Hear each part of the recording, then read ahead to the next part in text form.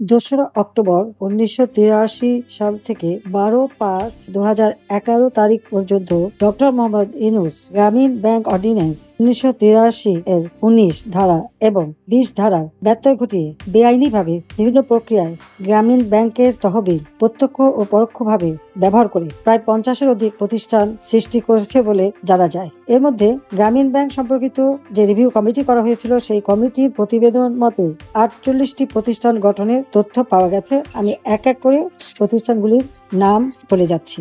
1. গ্রামীণ ফান্ড।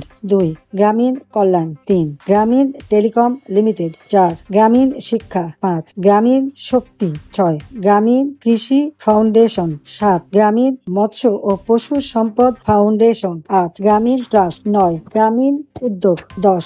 গ্রামীণ communication limited. 11. গ্রামীণ সামগ্রী পূর্বাঞ্চল। 12. গ্রামীণ সাইবারনেট লিমিটেড। 13. গণস্বাস্থ্য গ্রামীণ টেক্সটাইল মিলস লিমিটেড। 14. গ্রামীণ নেটওয়ার্ক লিমিটেড। 15.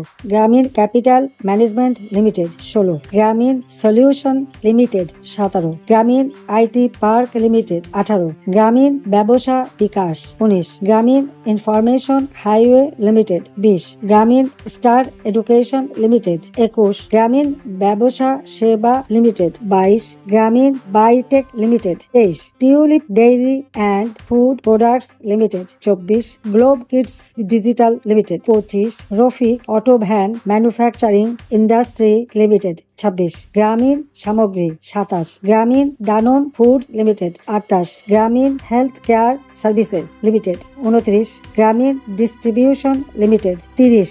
গ্রামীণ ফেব্রিক্স অ্যান্ড ফ্যাশনস। 31. গ্রামীণ ফোন।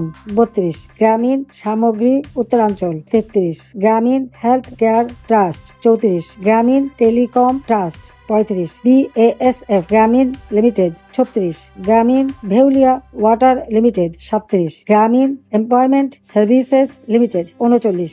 Nobel laureate trust. 40. গ্রামীণ ক্রেডিট এগ্রিকোল। 41. গ্রামীণ Intel social business limited. 42. Yunus centre trust. 43. গ্রামীণ আমেরিকা ইনকর্পোরেটেড। 44. গ্রামীণ টেকনোলজি ল্যাব GmbH। 45.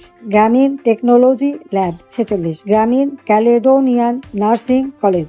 47. গ্রামীণ শক্তি সামাজিক ব্যবসা লিমিটেড। 48. গ্রামীণ foundation USA। Doctor Mohammad Yunus গ্রামীণ ব্যাংক অধ্যাদেশে 1920 ধারা ব্যত্যয় ঘটিয়ে পরিচালনা পর্ষদের অনুমোদন ব্যতীত অধিকাংশ প্রতিষ্ঠানের চেয়ারম্যান হিসেবে নিজেকেই নিয়োগ প্রদান করেছেন। যদিও বেআইনিভাবে এবং নানা প্রতারণার আশ্রয় নিয়ে দীর্ঘদিন পর 30/9/2003 তারিখে অনুষ্ঠিত 66তম বোর্ড সভায় 20টি প্রতিষ্ঠানে নিজেকে চেয়ারম্যান হিসেবে দায়িত্ব পালনের ক্ষেত্রে পরিচালনা পর্ষদে ভূতপেক্ষভাবে অনুমোদন করিয়ে নেন। তবে এই 20টি প্রতিষ্ঠান ছাড়া অন্যান্য যে প্রতিষ্ঠান সেখানে চেয়ারম্যান বা পরিচালক পদে দায়িত্ব পালনের ব্যাপারে গ্রামীণ ব্যাংকের বোর্ড সভা থেকে কোনো অনুমোদন তিনি নেননি। অথচ ডক্টর মোহাম্মদ ইউনূস সবসময় গ্রামীণ ব্যাংকের ব্যবস্থাপনা পরিচালক হিসেবে সার্বক্ষণিক পদে দায়িত্ব পালন করেন, কিন্তু গ্রামীণ ব্যাংকের স্বার্থ ক্ষুণ্ণ করে গ্রামীণ ব্যাংকের সাথে বিশ্বাসভঙ্গ করে এই যে বিভিন্ন প্রতিষ্ঠান তৈরি করেন এবং অন্য কোনো পদের দায়িত্ব গ্রহণ করেন, এটা তো প্রকৃতপক্ষে আইন ও বিধির খেলাপ করা। এই আইন বিধি ব্যত্যয় ঘটে নিজ স্বার্থ চরিতার্থ করার ছিল তার একমাত্র উদ্দেশ্য, অর্থাৎ গ্রামীণ ব্যাংকের অর্থ সম্পদ বা তহবিল তছরূপ করার এক ধরনের প্রচেষ্টা বলেই সকলের কাছে মনে হচ্ছে। সেটাই হচ্ছে সব থেকে দুঃখজনক যে গ্রামীণ ব্যাংক ভূমিহীন মানুষকে ক্ষুদ্র ঋণ প্রদানের জন্য সৃষ্টি করা হয়েছিল, আর সেই গ্রামীণ ব্যাংকের নাম ভাঙিয়ে তিনি নিজের ভাগ্য গড়ে তুলেছেন। এটার বিচারটা আমি দেশবাসী বা বিশ্ববাসী অথবা যাদের কাছে তিনি অর্থ এনেছেন সেই ট্যাক্স যারা, তাদের সবাইকে এই বিষয়টি দেখার জন্য যথাযথ ব্যবস্থা নেবার জন্য আমি অনুরোধ জানাচ্ছি। জয় বাংলা, জয় বঙ্গবন্ধু।